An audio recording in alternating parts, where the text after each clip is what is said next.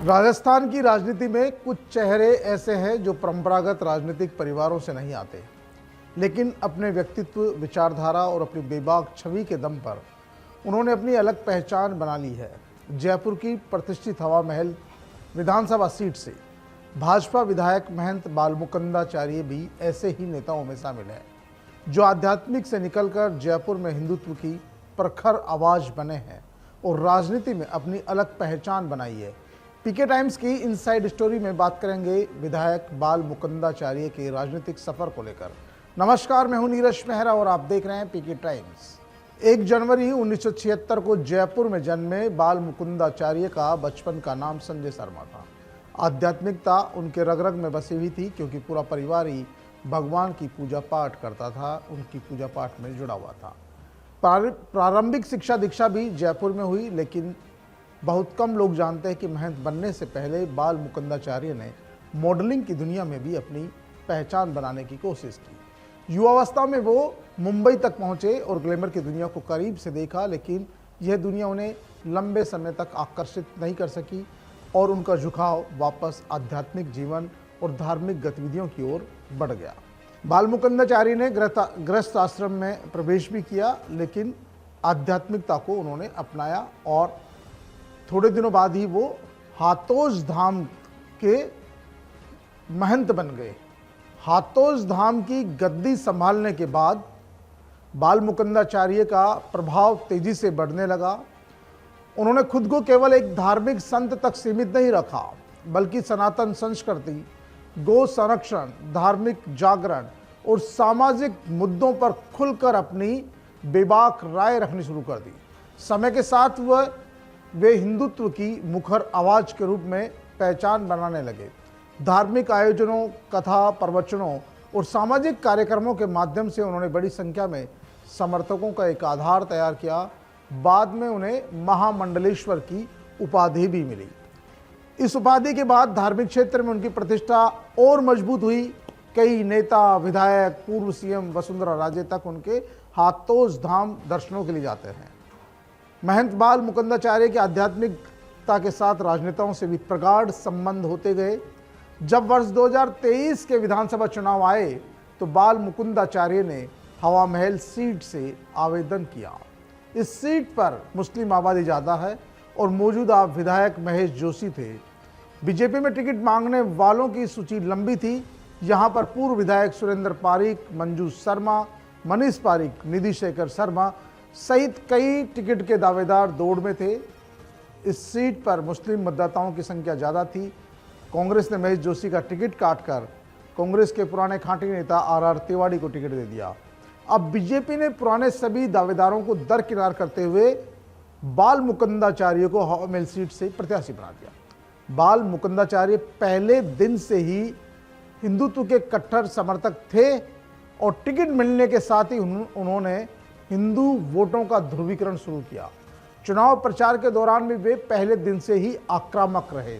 उन्होंने अपने भाषणों में सीधे सीधे हिंदू मुस्लिम किया, जिससे हिंदू वोट लामबंद हो गए और कड़े मुकाबले में उन्होंने कांग्रेस के उम्मीदवार आर तिवारी को मात्र 600 वोटों के अंतर से हराकर जीत दर्ज की। यह जीत इसलिए भी महत्वपूर्ण थी क्योंकि हवा महल सीट पर जीत का अंतर सबसे कम था।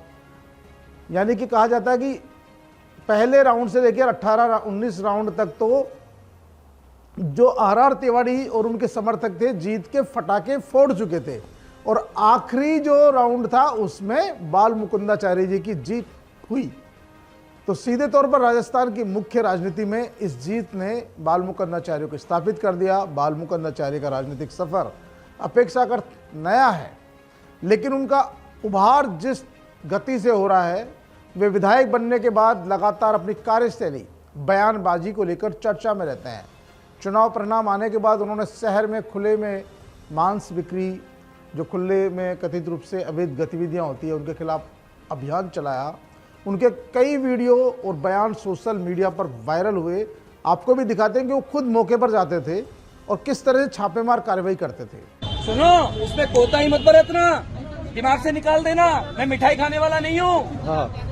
मैं कह रहा हूँ 1% गलती कर दिए, आरोप आप पे आएगा। दिमाग से बिल्कुल निकालना। मिठाई नहीं खाऊंगा मैं खाऊंगा ना खाने दूंगा। पारंपरिक नेताओं से वो उनकी कार्यशैली अलग मानी जाती है। वे अक्सर खुद मौके पर पहुंचते हैं, थाने में पहुंच जाते हैं, किसी पीडब्ल्यूडी में पहुंच जाते हैं, नगर निगम के ऑफिस पहुंच जाते हैं और सीधे अधिकारियों से सवाल पूछते हैं और सार्वजनिक रूप से अपनी नाराजगी भी व्यक्त करते हैं। कई बार समर्थक इससे सक्रिय राजनीति या जनप्रतिनिधि की पहचान बताते हैं, जबकि आलोचक इसे कहते हैं टकराव की राजनीति करते हैं या फिर कहते हैं कि ये अपने आप को स्थापित करने के लिए कर रहे हैं। कई बार उनके ऊपर कई तरह के आरोप लगते हैं, लेकिन महंत बाल मुकुंदाचार्य इन सब की परवाह नहीं करते हैं। वो आधी रात में थाने में भी जाकर बैठ सकते हैं, तो वो किसी स्कूल में भी चले जाते हैं, तो पीडब्ल्यूडी के ऑफिस भी चले जाते हैं। अगर पानी की सप्लाई नहीं हो रही तो पीएचडी के ऑफिस भी जाके बैठ जाते हैं और वहाँ पर अधिकारियों की क्लास लगाते हैं और जिन लोगों की समस्याएं होती हैं उनके सामने ही उनसे बातचीत करते हैं। नगर निगम को लेकर भी उनकी काफ़ी शिकायतें रही और नगर निगम के ऑफिस में सफाई को लेकर, बूचड़खानों को लेकर, अवैध मांस की बिक्री को लेकर, शराब ठेकों को लेकर लगातार उनके कई ऐसे वीडियो सोशल मीडिया पर वायरल हुए जिन्होंने उनकी अलग पहचान बना दी। हालांकि शुरुआत में ऐसा लगता था कि वो मुस्लिम विरोधी है, लेकिन वो मुस्लिम विरोधी की नहीं बात करते हैं, वो सिर्फ कानून और संविधान की बात करते हैं। उनका कहना है कि ये कानून सबके लिए बराबर है। अगर कोई रामगंज में हेलमेट लगाकर नहीं चल रहा तो ये किसी व्यक्ति विशेष को अधिकार नहीं है। अगर जयपुर में दूसरे व्यक्ति लगा रहे हैं तो उनको भी लगाने की ज़रूरत है। खुले में जैसे मांस बिक्री की बात थी, तो जो होटल्स है उन पर रात के 10 बजे बाद या 11 बजे बाद जो बिक्री होती थी उसको लेकर, या होटल के बाहर जो बिक्री होती थी खुले में, तो उनका कहना था कि इससे किसी दूसरे की भावनाएं आहत होती है, तो वो भावनाएं आहत नहीं होनी चाहिए। आपका दायरा है, आपने लाइसेंस ले रखा, आप अपने दुकान में इस चीज़ की बिक्री करें। तो उनकी जो कार्यशैली थी और बेबाक जो बोलने की कला है, उसको लेकर वो बहुत सारे लोगों के आइडियल भी बन गए। वे अपने विचारों को बिना लाग लपेट के व्यक्त करते हैं और उनकी जो बात है उसको लोग तवज्जो भी देते हैं।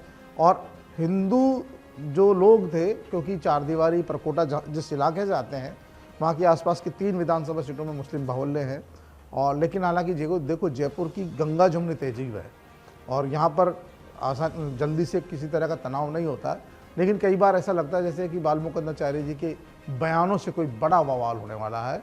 लेकिन लोगों ने जब उनकी कार्यशैली को समझा तो लोग उन्हें अप्रिशिएट भी करने लगे। उनको लगा था कि भाई क्या नाम से वो जो कह रहे हैं उसके पीछे कहीं न कहीं कानूनी बात है, और सार्वजनिक मंचों पर रखने के लिए भी वो अपने विचार बिल्कुल खुलकर रखते हैं। चाहे हिंदुत्व का मामला हो, धर्मांतरण का मामला हो, गो संरक्षण का मामला हो, धार्मिक पहचान का मामला हो, सांस्कृतिक मुद्दों का मामला हो, उनके बयान अक्सर चर्चा का विषय बनते हैं। कई बार उनके मुस्लिम विरोधी बयानों को लेकर राजनीतिक विवाद और टकराव भी खड़े हुए हैं और प्रशासन को अतिरिक्त सतर्कता भी बरतनी पड़ती है। यही कारण है कि वे अपने समर्थकों के बीच जहां फायर ब्रांड हिंदू नेता की छवि रखते हैं, वहीं विरोधी उन्हें विवादित बयानों वाला नेता भी बताते हैं।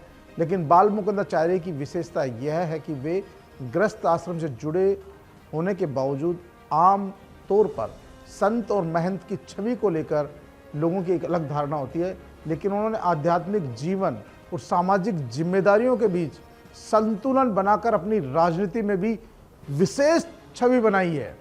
200 विधायकों में आज उनकी अलग छवि है। उनकी जो आक्रामक छवि है राजस्थान में किसी भी दूसरे विधायक की नहीं है।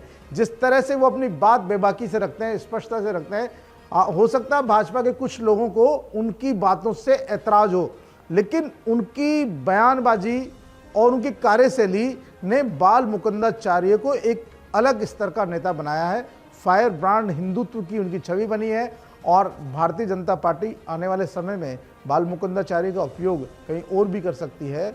तो बाल मुकुंदाचार्य की इनसाइड स्टोरी में आज के लिए इतना ही। हाजिर होंगे फिर किसी नेता की कही अनकही कहानी के साथ। तब तक के लिए नमस्कार। मरुधरा से खुद को जोड़ने के लिए सब्सक्राइब करें और बने रहें पीके टाइम्स के साथ।